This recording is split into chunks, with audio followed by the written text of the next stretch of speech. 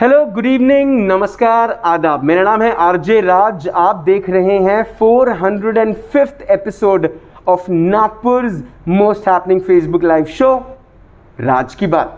Chhatarpur Farms presents Raj Ki Baat in association with Kamath and Durgakar Wealth Manager. My health partner is Crims Hospital. A big thank you to my home partner, which is Siddhi Vinayak Infrastructure, Globus ITI Kamti, Gemini Outdoors, Mohan Enterprises, Tricost, the chocolate brand, Licksters, the ice cream brand. A big thank you to Joshi Security Systems, Yuva Foundation and Atmanirbhar Bharat partner, which is Servicing Wala. आज एक बड़ा ही important show Nagpur शहर के लिए, नागपुर शहर वासियों के लिए, बिकॉज एक ऐसे व्यक्ति विशेष से मैं बात करने वाला हूँ जिनके लिए शायद नागपुर शहर के लिए के मन में बहुत सारे सवाल हैं और बहुत सारे सवाल लेकर मैं भी आया हूँ उनसे पूछने के लिए, उनसे जानने के लिए कि जो पूरा का पूरा पेंडेमिक का वक्त गुजरा, इसमें एनएमसी के तरफ से बड़े फाइटर स्वरूप ये निकल कर आए। इन्होंने नागपुर शहर को कोविड की सिचुएशन में लड़ने में बहुत बड़ी मदद करी है। उनसे आज बात करना ज़रूरी है, उनसे जानना ज़रूरी है कि जो पूरा का पूरा काल रहा, कोरोना का काल रहा, ये उनके साथ किस तरह से रहा और नागपुर शहर आज क्या क्या मन की बात उनसे करना चाहता है। मेरे साथ इस वक्त नागपुर शहर के, या फिर कहूँगा पूरे देश के सबसे youngest and smartest officer, the IAS Jalaj Sharma sir. Sir, good evening and नमस्कार and welcome to 405th episode of राज की बात। Thank you Raj. And first of all आपको बहुत बहुत शुभकामनाएं। 405 आपके एपिसोड हो चुके हैं। ये 405 से 4005 और 4,05,000 हों, ऐसी हम सबकी आपके साथ बेस्ट विशेष हैं। Thank you so much sir. ये जो नंबर जब छोटे से बड़े होते हैं, ये आपने बहुत करीबी से देखा है, बिकॉज नागपुर शहर कोरोना के नंबर्स में भी बहुत छोटे से बड़े पहुंचा और अब बड़े से छोटे लेवल पे आ गया है। नागपुर शहर में थोड़ी शांति है इस वक्त, लेकिन जो अशांति जब फैली थी तब की मैं अगर बात करूं सर, कैसे देखते थे आप पूरी सिचुएशन को? आपका क्या एक ओपिनियन क्या रहा है? मैं अगर शुरू से शुरू करूं तो जुलाई के लास्ट वीक में मेरी पोस्टिंग यहाँ पर हुई थी। इससे पहले मैं जलगांव और यवतमाल डिस्ट्रिक्ट्स में काम कर चुका था। तो मेरे मन में भी काफ़ी सवाल थे, क्योंकि पहली बार मैं एक बड़े शहर में काम करने जा रहा था। तो जब मैं यहाँ पर आया तो उस समय तुकाराम मुंडे सर कमिश्नर थे जी, और लगभग 1 महीने बाद राधाकृष्णन सर कमिश्नर के तौर पर यहाँ आए। दोनों की तरफ से ही बहुत अच्छा सपोर्ट मिला। मेरे बहुत सारे डाउट्स थे कि ये मैं ऐसा कर पाऊँगा नहीं कर पाऊँगा। वो guardian minister sir, divisional commissioner sir Sanjeev Kumar sir और यहाँ की टीम काफ़ी अच्छी थी। सभी लोगों ने बहुत सपोर्ट किया।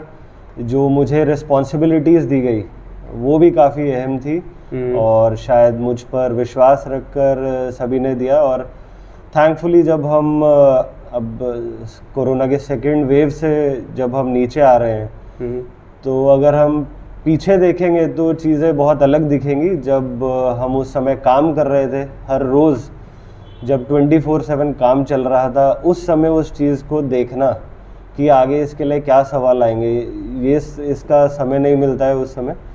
तो बाद में क्या सवाल आएंगे, अब वो टाइम आ चुका है। तो हम ज़रूर इसके बारे में बात करेंगे कि क्या अड़चने आई, कैसा रहा ये 2 वेव्स, इसमें क्या हमने सीखा और क्या क्या आगे के लिए सीख ली है, 3rd वेव के लिए क्या हम सोच रहे हैं, क्या इंस्ट्रक्शंस हैं, कैसे गाइडलाइंस आती हैं, कैसे उसे ग्राउंड लेवल पर लोगों तक पहुंचाना होता है, अगर लोग वो गाइडलाइंस नहीं मानते हैं तो क्या करना होता है। तो इस तरह से बहुत सारी चीज़ें सीखने को मिली है। मैं अभी अपने करियर के 7th ईयर में अभी हूँ। तो अगर देखा जाए तो IAS की जो पूरी एक कमांड है, चेन ऑफ कमांड है और जो एक हायरार्की है, उसमें I am one of the junior most officers. तो ऐसे टाइम पर काफ़ी बड़ी बड़ी रिस्पॉन्सिबिलिटीज़ संभालने में काफ़ी चैलेंजिंग था, बट उसी के साथ सीखने को बहुत कुछ मिला। सर, ये जो पूरा का पूरा वक्त गुजरा, मतलब मैं पिछले साल की बात कर रहा हूँ, जब पलायन हो रहा था, नागपुर शहर पूरा का पूरा बंद था, लॉकडाउन शुरू हुआ जब पिछले साल जनता कर्फ्यू के बाद। सर, क्या उस समय जो बंद करने का कारण था वो यही था कि पूरी तैयारी की जाए, क्योंकि इस किस्म की वेव जब आएगी, जब महामारी वाकई में अपनी ताकत पकड़ेगी, अपनी ग्रिप पकड़ेगी, तो नागपुर पूरी तरीके से तैयार रहेगी, इसीलिए वो पूरा का पूरा लॉकडाउन था? जी, जो ये लॉकडाउन का निर्णय लिया गया था ये सिर्फ नागपुर के लिए नहीं, पूरे देश के लिए लिया गया था। और हमारे माननीय प्राइम मिनिस्टर साहब ने पूरी अनाउंसमेंट करके इस चीज़ को बताया था।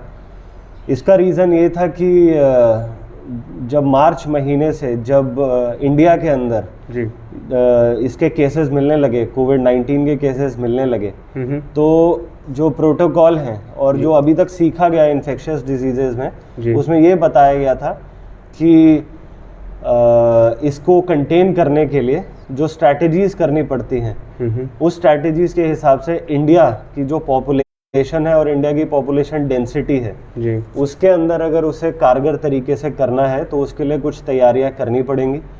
और उस तैयारी को हर चीज़ को मद्देनज़र रखते हुए उस तैयारी को कैसे किया जाए, कैसे उसके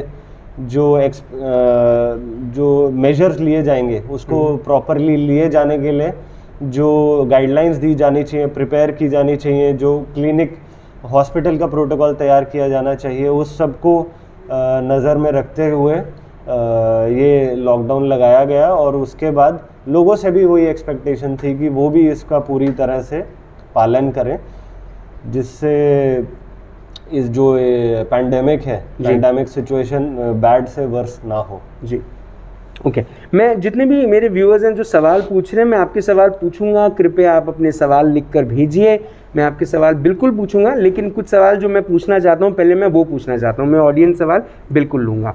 सर, जो बात आपने कही पेंडेमिक की, अब ये पेंडेमिक की एक हायरार्की होती है, hierarchy when it comes to decision making powers की बात मैं करता हूँ, जिसकी शायद the top of the hierarchy is the PM, the prime minister of the country. So state hierarchy और सिटी हायरार्की कैसे होती है?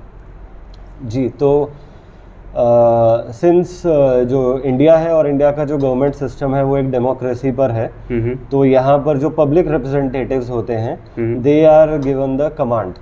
और उसके बाद जो सिविल सर्वेंट्स होते हैं जो अलग अलग सर्विस से होते हैं, जैसे कि आईएएस हैं, आईपीएस हैं, आईआरएस हैं, ये सभी के सभी हैं, ये उन्हीं पब्लिक रिप्रेजेंटेटिव्स के साथ, जिसमें सबसे ऊपर तो माननीय प्रधानमंत्री जी आते हैं और स्टेट में, महाराष्ट्र स्टेट में माननीय मुख्यमंत्री जी आते हैं। उन्हीं के नीचे फिर सभी मिनिस्टर्स होते हैं, जिसमें कि कैबिनेट मिनिस्टर्स होते हैं, राज्य मिनिस्टर होते हैं, स्टेट मिनिस्टर्स होते हैं। उन्हीं के साथ जो आईएएस ऑफिसर्स होते हैं उनकी भी एक हायरार्की होती है, जिसमें सबसे बड़े जो सीनियर मोस्ट ऑफिसर होते हैं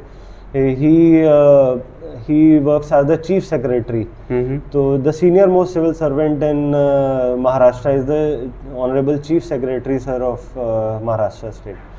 उनके नीचे फिर अलग अलग डिपार्टमेंट्स के अलग अलग मिनिस्टर्स एंड अलग अलग सेक्रेटरीज जो होते हैं, जो कैबिनेट होता है पूरा मिनिस्टर्स का, वो कुछ डिसीजन लेते हैं, उनको इम्प्लीमेंट करने की जवाबदारी जो अलग अलग डिपार्टमेंट्स के सेक्रेटरीज होते हैं वो अपने अपने डिपार्टमेंट की वो कैसे इम्प्लीमेंटेशन किया जाए, यहाँ पर फिर सिविल सर्वेंट्स का रोल आता है। उसी तरह से डिस्ट्रिक्ट लेवल पर भी आकर जो गार्डियन मिनिस्टर होते हैं, पालक मंत्री होते हैं, वो लोक प्रतिनिधि और कैबिनेट मिनिस्टर के एक सदस्य होते हैं। और यहाँ पर भी वो जो डिस्ट्रिक्ट है, डिस्ट्रिक्ट के अंदर वो लोक प्रतिनिधि के हेड होते हैं। उन्हीं के नीचे जो कलेक्टर होते हैं वो एडमिनिस्ट्रेटिव हेड होते हैं, जो भी डिसीजंस लिए जाते हैं डिस्ट्रिक्ट की प्लानिंग कमेटी के अंदर, जिसके अगेन हेड जो पालक मंत्री साहब होते हैं, उसको इम्प्लीमेंट करने की जवाबदारी कलेक्टर साहब की होती है।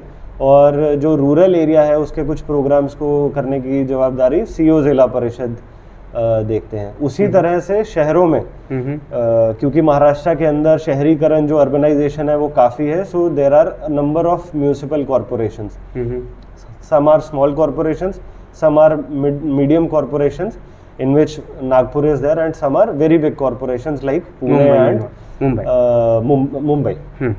तो सर जो समझ में आया नागपुर में वो शायद ये है कि गार्डियन मिनिस्टर के बाद कलेक्टर के बाद NMC commissioner and then it follows. थोड़ा सा डिफरेंस है, जो रूरल एरिया होता है उसके अंदर या excluding the corporation area, city area के अंदर कमिश्नर सर, जो म्यूनिसिपल कमिश्नर सर होते हैं, he is the administrative head, and rest of the area के अंदर कलेक्टर सर होते हैं। बट इसके अंदर भी कुछ कुछ रिस्पॉन्सिबिलिटीज शेयरिंग। ठीक सर, अब क्योंकि हायरार्की समझ में आ गई, नागपुर शहर को ये बात समझ में नहीं आ रही है कि 1 साल लॉकडाउन रहा, 1 साल तैयारी की रही, लेकिन 1 साल तैयारी होने के बावजूद कुछ तैयारी नहीं हुई जी। इस पर सर आपका क्या सोचना है?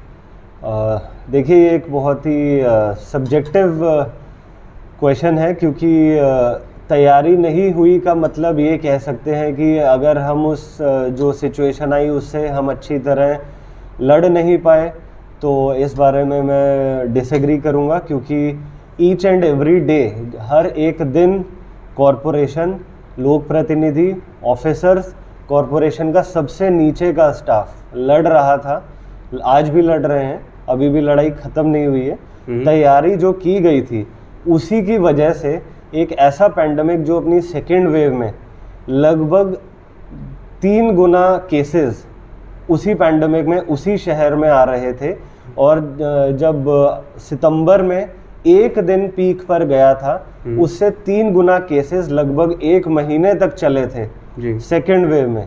तो उसको फेस किया गया है, और पूरी जिसे कहते हैं तैयारी के साथ किया गया है, और तैयारी भी ऐसी कि जैसे जैसे वो बढ़ रहा था वैसे वैसे हार ना मानते हुए उसमें और इंक्रीज करना, जिसके फिगर्स सभी को पता है, मीडिया भी काफ़ी कवर कर चुकी है।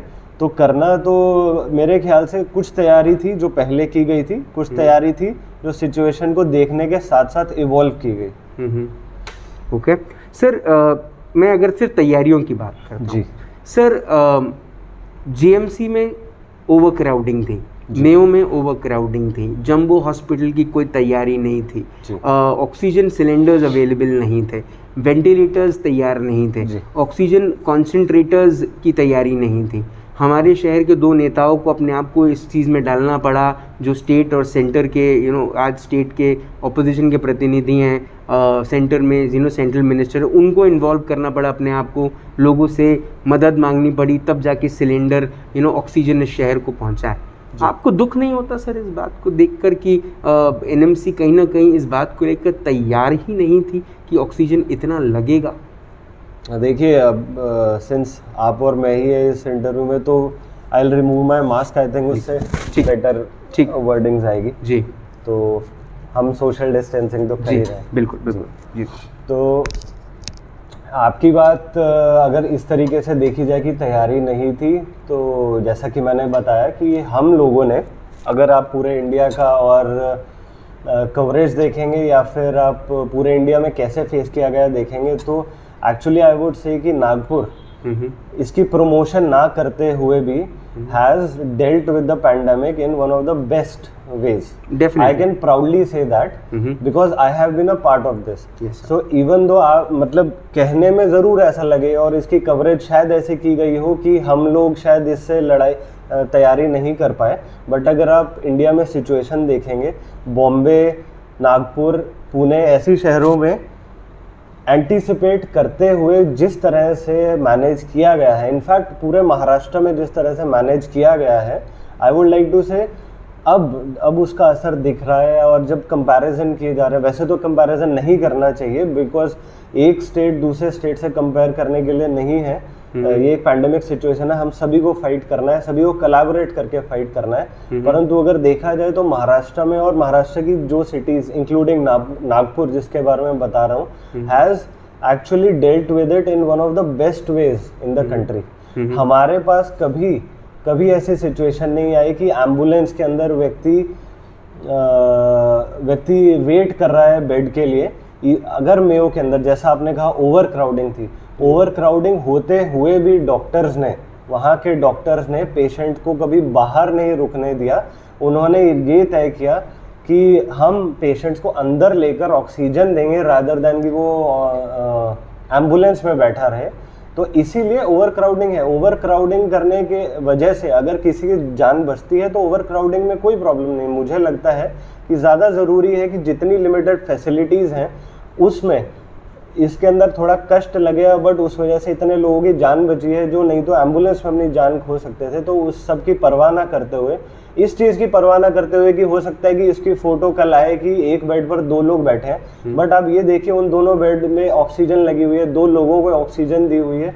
प्रायोरिटी को समझना उस टाइम पर, जैसा कि मैं शुरू में बताया था, उस टाइम पर सिचुएशन को देखकर डिसीजन लेना इज़ वेरी क्रिटिकल। सर जब सर ऐसे भी केसेस सुनाई में आए कि एम्बुलेंस में बाहर इंतज़ार करता रह गया एक व्यक्ति और सर ना उसको ऑक्सीजन मिला, ना डॉक्टर मिला, ना बेड मिला, ना वेंटिलेटर मिला और उसकी मृत्यु हो गई। इसको कैसे देखेंगे आप? नहीं, अगर ऐसा हमारे नागपुर में हुआ है तो ऐसा केस हमारे पास नहीं आया है अभी तक। इनफैक्ट वही कह रहे हैं कि हमने लास्ट मोमेंट तक, जब तक वेव पीक पर था, लास्ट डे के लास्ट मोमेंट तक मैंने खुद, हमारे सभी ऑफिसर्स ने, कमिश्नर सर ने, मेयर साहब ने, सभी ने अपना दिन रात एक किया है कि कोई भी ऐसा व्यक्ति ना हो कि बेड ना मिले उसे, और उसके अलावा अगर बेड मिले भी तो कैसे भी बेड मिले। पहली प्रायोरिटी बेड मिलने की थी और बेड हमने सभी को जिसकी रिक्वेस्ट आई है दिलवाया है। सेंट्रल कंट्रोल रूम के आंकड़े हैं जहां से बेड दिए गए हैं।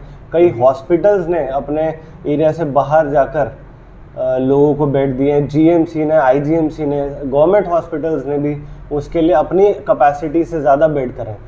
और इसी सिचुएशन में जो आपका एक पॉइंट था कि ऑक्सीजन का, कि जब अपनी कैपेसिटी से ज़्यादा हर जगह हॉस्पिटल्स भी भर रहे थे, तो नेचुरल है कि जिस चीज़ के लिए वहाँ की ऑक्सीजन लाइंस बनाई गई थी, जितनी कैपेसिटी के लिए बनाई गई थी, वो भी ओवरबर्डन हो रही थी। तो उसके लिए उसी टाइम अरेंजमेंट किए गए, उसी टाइम ऑक्सीजन के टैंकर्स बाहर से भी लाए गए, ट्रेन से लाए गए, बाय एयर लाए गए, बाय रोड लाए गए, दूसरे स्टेट से लाए गए, और उनके लिए वहाँ पर सिस्टम्स बनाए गए उनको करने के लिए। इसी वजह से, एंड इसके अंदर ऑफ कोर्स बिल्कुल मैं भगवान का भी शुक्रिया करता हूँ इस मामले में कि हमारे पास कोई त्रासदी नहीं हुई इस तरीके से कि जैसे अनफॉर्चुनेट इंसिडेंट आपने सुने होंगे कि नासिक में हुआ, कुछ लीक हो गई। इसके अंदर शायद हमारी कुछ वो भी अच्छी थी, लक भी अच्छा था कि हमारे पास कोई ऐसा बड़ा इंसिडेंट नहीं हुआ। डे टू डे मैनेज इसको किया गया है। So but how bad is the luck? अगर देखें नासिक में उतने लोगों की मृत्यु साधारण रूप से नहीं हुई जितने साधारण रूप से नागपुर शहर में हुई है। 6000 से ज़्यादा लोगों की मृत्यु हो जाना कोविड से जी। एनएमसी इसकी जिम्मेदारी लेता है क्या? देखिए, किसी भी डेथ को हमें इस तरह से नहीं लेना चाहिए कि किसकी जिम्मेदारी है, क्योंकि अगर इस तरह से हम जिम्मेदारी एक दूसरे पर देने लग गए कि ये नहीं एनएमसी की जवाबदारी है, नहीं ये व्यक्ति की जवाबदारी है, तो इससे जो मामला है कि क्या वो व्यक्ति की मौत क्यों हुई। लेकिन सर तैयारियों की बात कर रहे हैं ना हम, जो तैयारियां की हम बात कर रहे हैं, वो 1 साल का वक्त था। वो 1 साल के अंदर में सर बार बार कहा जा रहा था, महापौर भी कह रहे थे, महापौर को तो मीटिंग में भी नहीं बुलाया जाता था, वो तो एक अलग मैटर है, लेकिन जो बात महापौर भी बार बार कह रहे थे कि जंबो हॉस्पिटल की तैयारी कर देनी चाहिए। यशवंत स्टेडियम के ब्यूटिफिकेशन की बात कर रहे थे उस समय गार्डियन मिनिस्टर, लेकिन उन्होंने ये नहीं कहा कि आप वहाँ पर जंबो अस्पताल बना दो। पूरी तैयारी सर, एक जगह पर जब हज़ारों लोगों को ध्यान दिया जाएगा, कई सारे पेशेंट रहेंगे, सब चीज़ें आसान हो जाएंगी। उस वक्त भी एनएमसी ने डिसीजंस नहीं लिए। नहीं, एनएमसी का डिसीजन जिस कैपेसिटी में होता है उस कैपेसिटी में एनएमसी ने सारे डिसीजन लिए हैं। जो हमारे हॉस्पिटल्स हैं, एनएमसी के जो हॉस्पिटल्स हैं, उनके अंदर हर किसी हॉस्पिटल को ऐसा पहले बोला गया था कि अगस्त महीने में, पिछले साल अगस्त में 4 हॉस्पिटल तैयार हैं, बट एक्चुअली देखा जाए तो उसके अंदर ऑक्सीजन लाइंस, क्योंकि हमें धीरे धीरे ये रियलाइज़ हुआ था क्लिनिकल प्रोटोकॉल में कि ऑक्सीजन की कितनी ज़्यादा महत्व है, तो जब उस महत्व को समझा गया, सभी जगह ऑक्सीजन की लाइंस लगाई गई, और एनएमसी के जितने हॉस्पिटल्स हैं उन सभी हॉस्पिटल्स को तैयार किया गया कि पेशेंट्स को लेने के लिए। तो एनएमसी के जो डिसीजन मेकिंग है उसके अंदर मेयर साहब हर डिसीजन मेकिंग में हमारे साथ ही हैं। इनफैक्ट मेयर साहब और जनरल बॉडी को विश्वास में रखकर ही हर डिसीजन एनएमसी का लिया जाता है। तो एनएमसी के सभी हॉस्पिटल्स जो तैयार किए गए हैं उसके अंदर सभी पब्लिक रिप्रेजेंटेटिव्स को भी साथ में मिलाया गया है। सर बेड्स की बात करें, बेड एक ऐसा विषय है, मैं अभी प्राइवेट हॉस्पिटल्स की बात नहीं कर रहा, मैं आपसे जीएमसी की बात कर रहा हूँ, जीएमसी, आईजीएमसी, मेयो, ये सब की मैं बात कर रहा हूँ। सर वहाँ पर भी जो व्यवस्थाएं थी, वो व्यवस्थाओं को लेकर बहुत बड़ा प्रश्न चिन्ह आता है कि वो व्यवस्थाएं वैसी नहीं थी जैसी होनी चाहिए। जिस किस्म की व्यवस्थाएं एक कोविड में या एक पेंडेमिक में की जा सकती थी वैसी नहीं थी जी। इस पर सर आपका क्या सोचना है? तो उसमें मेरा भी उस पर ये सवाल रहेगा कि व्यवस्थाओं का मतलब आपके फिजिकल इंफ्रास्ट्रक्चर, पूरे टॉयलेट्स गंदे थे। ओके सर, टॉयलेट्स के अंदर में, टॉयलेट का अंदर का पानी, कमोड के अंदर का पानी लहर रहा था जी। लोगों की टॉयलेट्स बाहर निकल रही थी। अब ऐसे वक्त में सर कौन से घर की महिला वो टॉयलेट में जाकर टॉयलेट करे जी? तो उस किस्म की व्यवस्थाएं सर वहाँ का जो स्टाफ था, वो स्टाफ ने लोगों पे वैसा ध्यान नहीं दिया जैसा देना चाहिए था। लोगों के मतलब लोगों के यहाँ डेथ्स हुई, वो बॉडी बाहर रख दी गई, कई घंटों तक वो बॉडी के साथ लोग बैठे रहे, लेकिन कोई आके मदद नहीं किया। और सर मीडिया ने भी कुछ मीडिया कर्मियों ने बहुत अच्छा काम किया कि वो चीज़ों के फोटोज उन्होंने दूसरे दिन अखबार में डाले।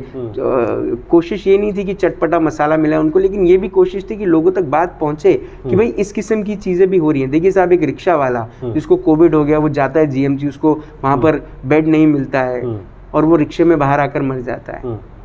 जब इस किस्म की व्यवस्थाएं तैयार नहीं रहेंगी sir, everybody can't afford a private hospital. I agree.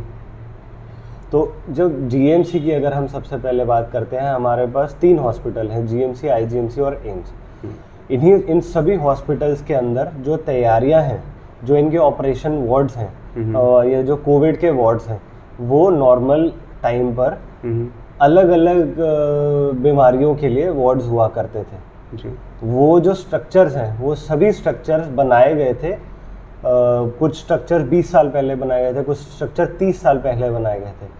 अब अगर उसके अंदर ये एक्सपेक्टेशंस की जाए कि रातों रात अगर वहाँ सर 1 साल था, सर रातों रात नहीं सर, 1 साल की साल था। 1 साल के अंदर 1-2 महीने का एक बार कोविड का आया था जी, जो फर्स्ट वेव सितंबर में आया था। तो उस टाइम प्रॉब्लम्स जो करी गई थी, वो सभी प्रॉब्लम्स उसके अंदर जो इंफ्रास्ट्रक्चर है, जैसा कि मैंने बताया कि उसी के साथ ऑक्सीजन की भी प्रॉब्लम थी। ऑक्सीजन के टैंक वहाँ रखे गए, अगर वहाँ पर ऑक्सीजन के टैंक नहीं रखे जाते तो रैदर देन ये सिचुएशन कि वहाँ पर टॉयलेट के अंदर ये प्रॉब्लम है या सफाई की प्रॉब्लम है, ये प्रॉब्लम आती कि ऑक्सीजन खत्म हो गया, which would have been a much bigger disaster rather than ये कि वहाँ पर टॉयलेट का पानी बाहर आ रहा है। टॉयलेट का पानी इज अ सीवरेज प्रॉब्लम, वो तभी सॉल्व की जा सकती है जो वो बाहर आता है। अगर आप कहीं भी देखेंगे, आप अपने घर में भी देखेंगे, अगर आपका घर 20 साल से बना हुआ है, जिस दिन उसमें टॉयलेट का पानी बाहर आना शुरू होगा, आप उसी टाइम उसके अंदर शिनाख्त करेंगे, उसके अंदर चेक करेंगे कि यार क्या प्रॉब्लम है, कुछ ब्लॉकेज आया है या नहीं। जब भी वो प्रॉब्लम्स आती हैं, हम तभी उस चीज़ को सॉल्व करते हैं। बट अगर प्रॉब्लम आ गई है, इसको बताया जा रहा है, तो हम इसी वजह से मीडिया से कोई प्रॉब्लम नहीं रखते हैं। हमको कोई इस बात से प्रॉब्लम नहीं है कि मीडिया उस चीज़ को बता रहा है, क्योंकि मीडिया और हमको ऑलमोस्ट साथ साथ ही उस खबर का पता चलता है। कई बार होता है कि न्यूज़पेपर में अगले दिन शायद पब्लिक को उस बात का पता चले, बट तब तक बहुत बार ऐसा हुआ है कि वो प्रॉब्लम मीडिया में अगले दिन पेपर में ज़रूर आई थी, बट तब तक वो प्रॉब्लम पहले कुछ ही घंटे में सॉल्व भी की गई थी। तो हमारा एक कुछ अप्रोचेस होती हैं जो प्रोएक्टिव अप्रोचेस होती हैं, जैसे कि मैंने बताया ऑक्सीजन के नई लाइंस बिठानी, ऑक्सीजन के लिक्विड टैंकर्स बिठाने, उसी के साथ और बेड्स तैयार करने, ये थे प्रोएक्टिव अप्रोचेस। उसी के साथ कुछ थी रिएक्टिव अप्रोचेस, जो आपको सिचुएशन के साथ आपको डील करना पड़ता है कि अच्छा ये सिचुएशन आई है। अब जैसे कि अगर एक जगह ऑक्सीजन लीक हो जाए जी, तो उसके अंदर आप चाहे चेक करके आपने सारी की सारी ट्रिपल इंस्पेक्शन करके अगर ऑक्सीजन की लाइंस बिठाई हैं, तो अगर उसके बाद ऑक्सीजन की लाइन लीक हो जाती है, तो हमारा काम ये नहीं रहेगा, पहला हमारा काम रहेगा कि लोगों की जान कैसे बचानी। तो अगर कहीं भी लीक हुआ था तो पहले पेशेंट्स को भी शिफ्ट किया जाता था, बाद में ये देखा जाता था कि लीक को बंद कैसे करना है। तो उसी तरीके से किसी भी प्रॉब्लम को एक्टिवली उसको सॉल्व किया गया है। अगर ऐसा होता तो नहीं, तो वो पानी अगर किसी टॉयलेट से पानी आ रहा होता है या किसी जगह पर वो प्रॉब्लम होती तो वो 2 महीने चलती, तो 2 महीने तो नहीं चली। थैंक्स टू मीडिया की प्रोएक्टिव अप्रोच और उसी के साथ जो प्रशासन ने भी जो स्टेप्स लिए हैं उस वजह से वो प्रॉब्लम 1 दिन में सॉल्व की गई। तो सर एनएमसी में अब मीडिया को भी नौकरी मिल जानी चाहिए, क्योंकि उनका ध्यान बहुत ज़्यादा चीज़ों पर है, शायद एनएमसी का नहीं है। चलिए सर बेड्स की बात करते हैं।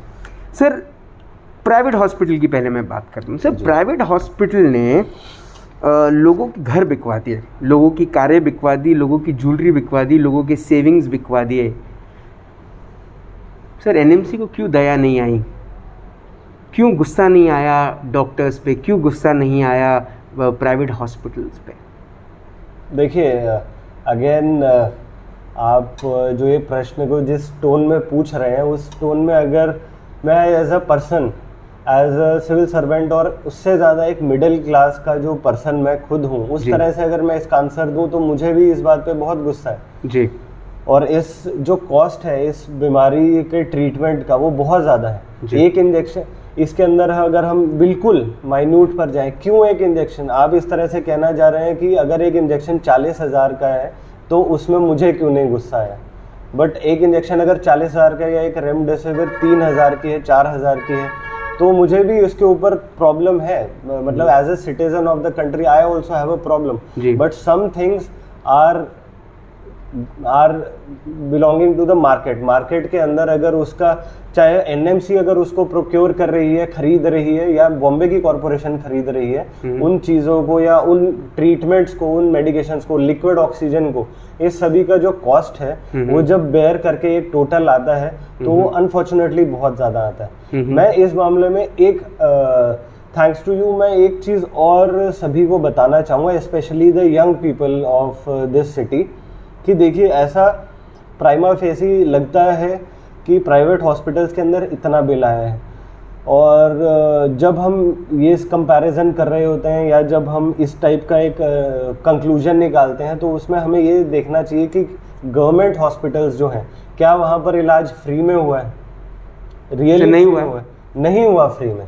ओके वो इलाज जो है वो पेशेंट को फ्री है, बट उसके लिए जो कॉस्ट है पर पेशेंट पर डे अगर हम वो निकालें, इनफैक्ट हमने वो कैलकुलेट किया है, that is almost equal to many hospitals which have charge. I am not talking about all hospitals, I am talking about most of the hospitals जो हैं प्राइवेट में, जो उनके चार्जेस या जो गवर्नमेंट के चार्जेस हैं, गवर्नमेंट रेट्स जो हैं प्राइवेट हॉस्पिटल्स में वो ऑलमोस्ट इक्वल आते हैं।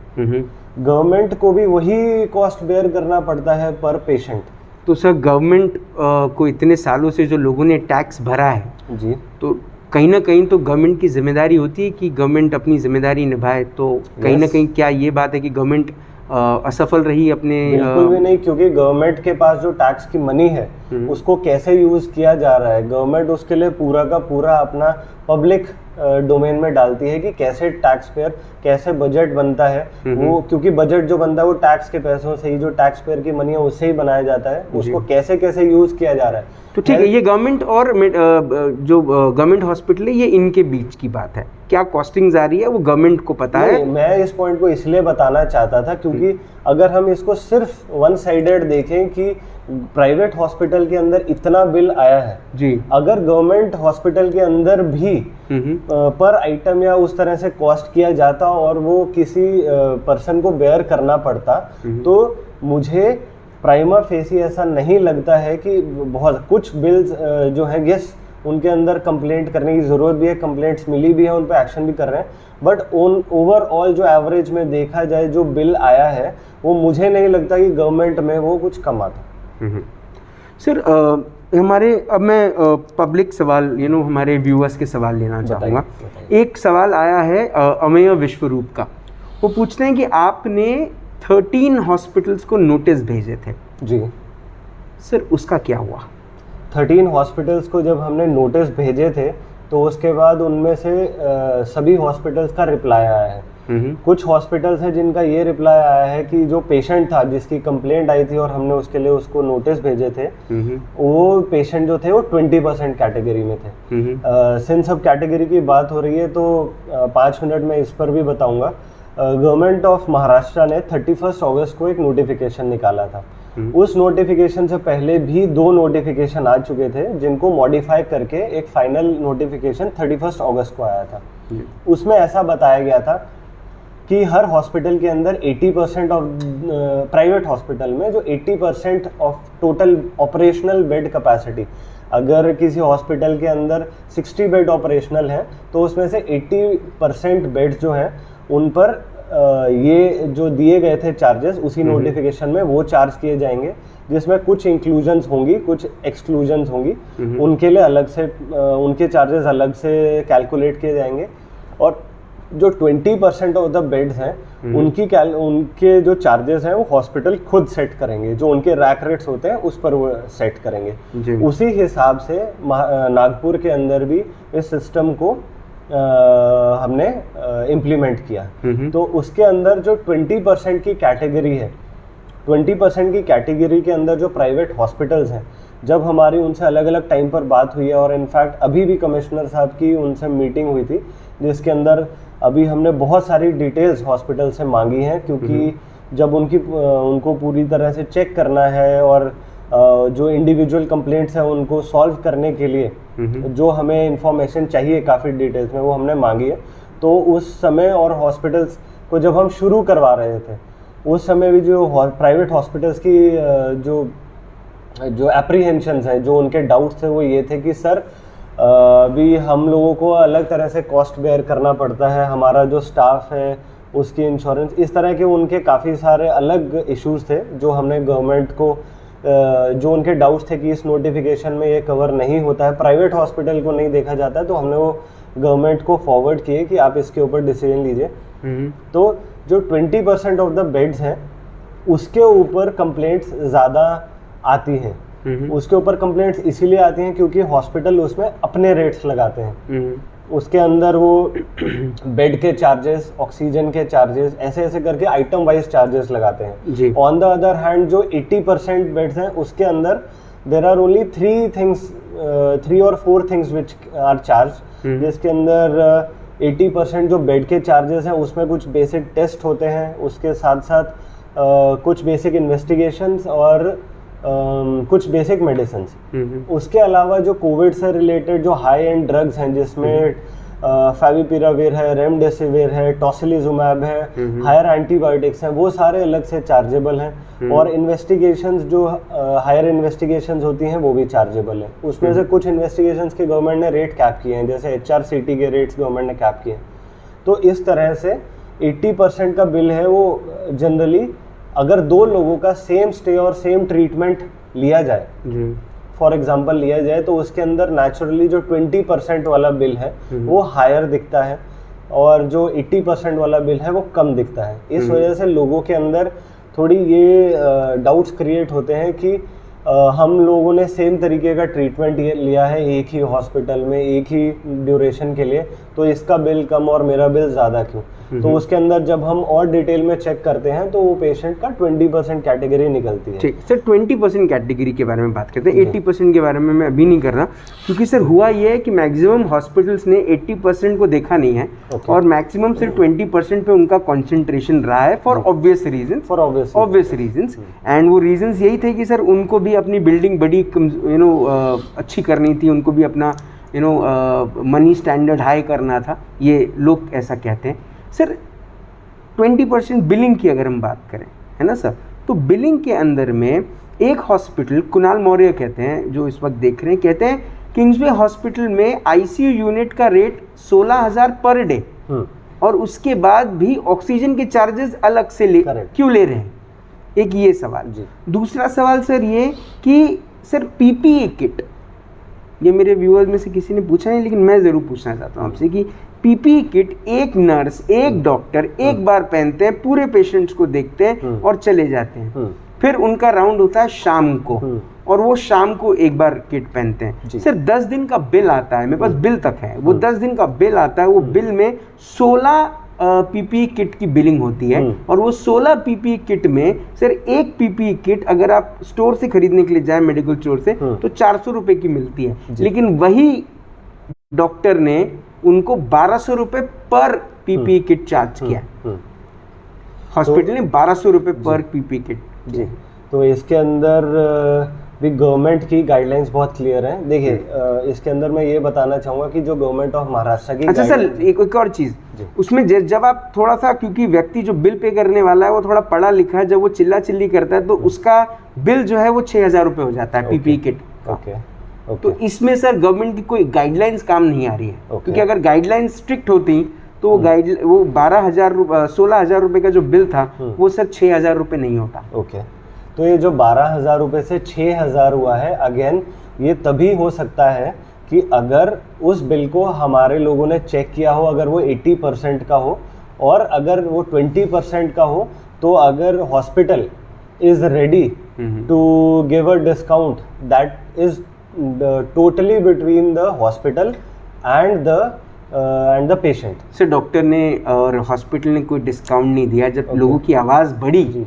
तो वो समझ गए कि इनको समझ गया है बिल्कुल कि सही बात। ये शायद ज़्यादा चार्ज हुआ है, कहीं ये बात का बतंगड़ ना बन जाए, हमारे हॉस्पिटल का और तमाशा ना बन जाए, चलो अपनी तरफ से कम कर दो। फॉर वन इज रीजन और द अनदर, जो भी कंसिडरेशन उस प्राइवेट हॉस्पिटल की होगी, आई एम श्योर जो भी है उस पर वो असर किया होगा और उन्होंने उससे रिलेटेड उसके पैसे कम किए होंगे। 80% के अंदर हमारे जो बिल्स हैं उनके अंदर इसी वजह से मैं बता रहा हूँ कि ऐसी बहुत कम गुंजाइश रहती है, और अगर कोई भी ऐसी गुंजाइश रहती है, इसी के लिए हमने हमारे पास कंप्लेंट्स का सिस्टम भी किया है। ऐसा नहीं है कि एक बार हॉस्पिटल से बिल निकल गया तो मतलब ख़त्म, आपने बिल दे दिया तो उसके बाद कोई गुंजाइश नहीं है। अगर आपको लगता है, किसी को भी लगता है, then we are sitting here through email, through visit here, we receive enormous complaints. I would like to clarify that in the last wave, we received around 350 complaints. So that is not a number you should appreciate. Of course, what I'm telling you is in the last wave we received around 350 complaints.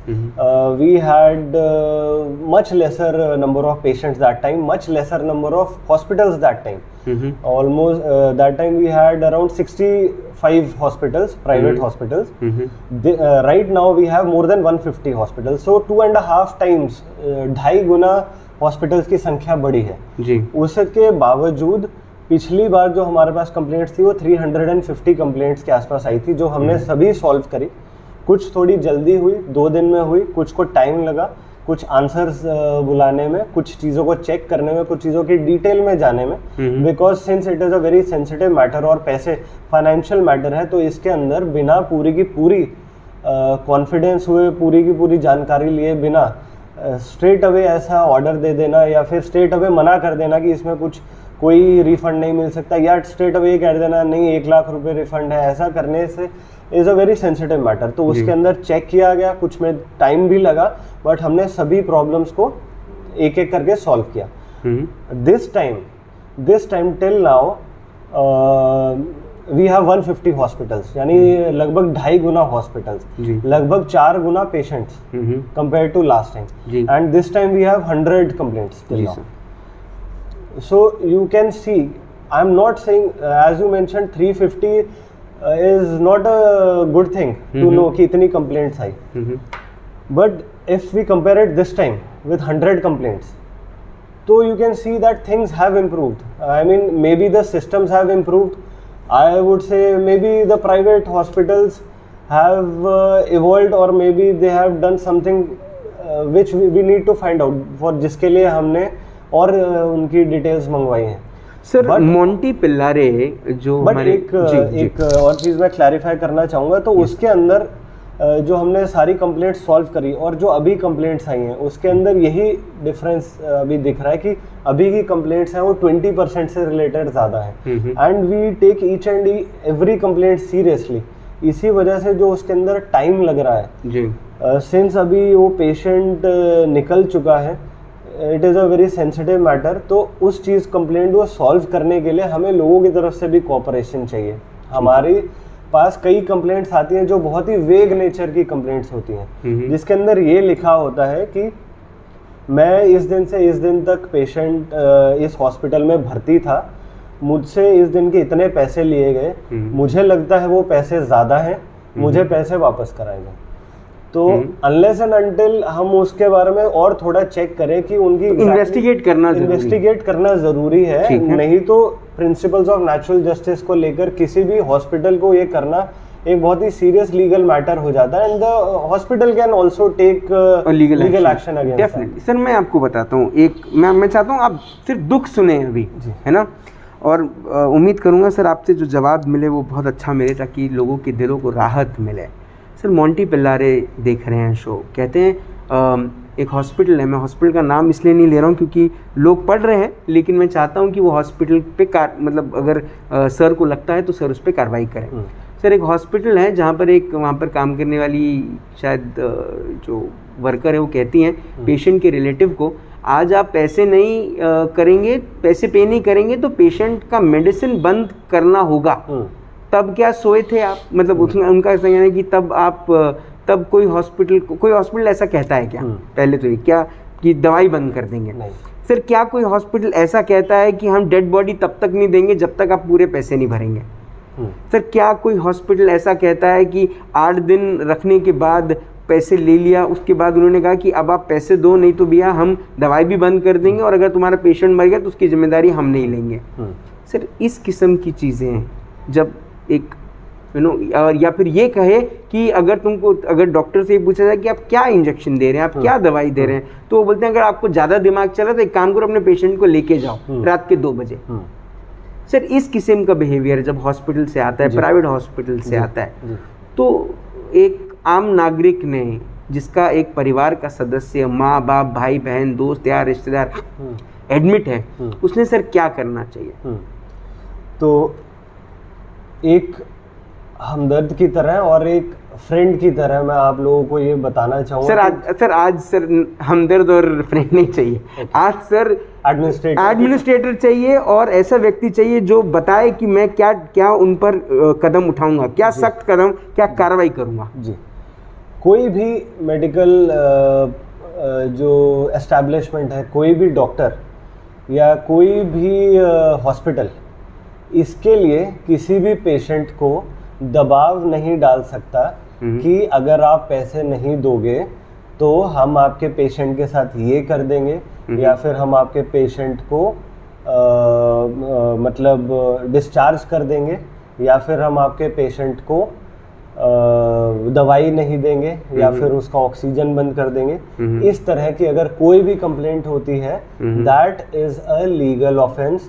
उसके लिए immediately police के पास जाना चाहिए, complaint लिखवानी चाहिए और उसके लिए IPC जो इंडियन पीनल कोड है उसके अंदर बहुत सीरियस ऐसी दफ़ाएं हैं, ऐसे बहुत सारे सेक्शंस हैं जिसके अंदर इमीडिएटली आपको राहत मिलेगी। उसके अंदर पुलिस इमीडिएटली कॉग्निजेंस ले सकती है। मेडिकल नेग्लिजेंस से रिलेटेड भी बहुत सारी इसके अंदर रेमेडीज़ हैं जो मिल सकती हैं।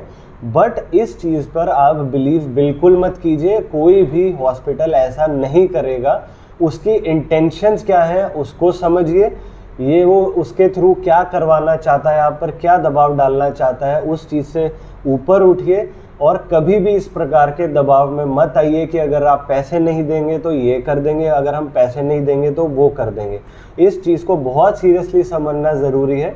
जब हमारे पास इस तरह की कंप्लेंट्स आई या कुछ ऐसा हमें कभी भी आता था, हम इमीडिएटली पुलिस को उसके अंदर बताते थे और पुलिस की प्रेजेंस आप देखेंगे तो इस सेकेंड वेव के अंदर जब ऐसी कुछ मैल प्रैक्टिसेस शुरू हुई तो पुलिस की प्रेजेंस भी बढ़ने लगी है। ये टोटली जो है ये पुलिस का केस बनता है, एक लीगल केस बनता है। अगर ये इस बारे में एनएमसी को भी पता चलता है, कॉरपोरेशन के पास लीगली किसी मेडिकल नेग्लिजेंस से रिलेटेड ऐसी धारा या सेक्शन नहीं है, तो इमीडिएटली हम भी उसमें राहत देने के लिए उसमें पुलिस को से बात करते हैं, पुलिस के अंदर कंप्लेंट दर्ज करवाते हैं। उसी के साथ साथ क्योंकि पुलिस के पास कंप्लेंट करवाने के साथ साथ बंदे को इमीडिएटली राहत मिले, अगर किसी की डेड बॉडी नहीं दी जा रही है पैसे से रिलेटेड, हमने आज तक जो भी मेरे पास कंप्लेंट आई है पर्सनली मैंने उस हॉस्पिटल को फ़ोन किया है और उनको एक ही सेंटेंस समझाया है कि सुप्रीम कोर्ट की गाइडलाइंस के अनुसार पैसे ना भरने के ऊपर आप किसी भी डेड बॉडी को नहीं रोक सकते। कई बार, अब वही दूसरी पहलू भी इसमें बताना ज़रूरी है कि कई बार सम ऑफ द केसेस में ऐसा हुआ है कि जो डेड बॉडीज़ होती हैं उनको नॉर्मल जो पहले प्री कोविड अगर डेड बॉडी होती थी, जैसे उसे डिस्पोज करने के लिए या क्रिमेशन करने के लिए या फिर उसका पोस्टमार्टम करने के लिए जैसे लिया जाता था, कोविड में उसके प्रोटोकॉल्स एकदम चेंज हो गए हैं। अब सिर्फ एनएमसी की जो हर्ष वैन है वही एक कवर्ड बॉडी को अपने हर्ष वैन में लेकर जाती है क्रिमेशन तक, जहाँ पर रिलेटिव्स को इन्फॉर्म किया जाता है और वो वहाँ पहुँचते हैं। ऐसे केस के अंदर जब वो पीक टाइम चल रहा होता है, जब अनफॉर्चुनेटली बहुत सारे हॉस्पिटल्स में और इंक्लूडिंग जीएमसी में अगर डेथ का नंबर बढ़ रहा होता है तो उस समय हर्ष वैन्स भी थोड़ी बिजी होती हैं। जब उन्हें फ़ोन किया जाता है तो वो एक डेड बॉडी को छोड़कर वापस आ रही होती हैं, तो उसको भी कई बार रिलेटिव्स की तरफ से मिसकॉन्स्ट्रू किया गया है ऐसे करके कि ये बॉडी नहीं दे रहे हैं, बट एक्चुअली में बॉडी की वेट कर रहे होते हैं कि कब एनएमसी की वैन आएगी, क्योंकि वो बॉडी रिलेटिव्स को हाथ हैंडओवर नहीं कर सकते। ये जो पूरा एक्सपीरियंस रहा सर, वो रहा विम्स हॉस्पिटल का। वहाँ पे एक महिला काम करती हैं, उनका नाम है आपको नाम भी पढ़ के बताता हूँ उनका। ये सवाल मुझे पूछा था मोंटी ने, और ये बड़ा ही मोंटी जी, मैं आपको सिर्फ ये बताना चाहूँगा कि कोई भी हॉस्पिटल इस तरह का कुछ भी अगर किसी को धमकी देता है या किसी भी तरह का ब्लैकमेल करता है, इमीडिएटली नियरेस्ट पुलिस स्टेशन में जाइए।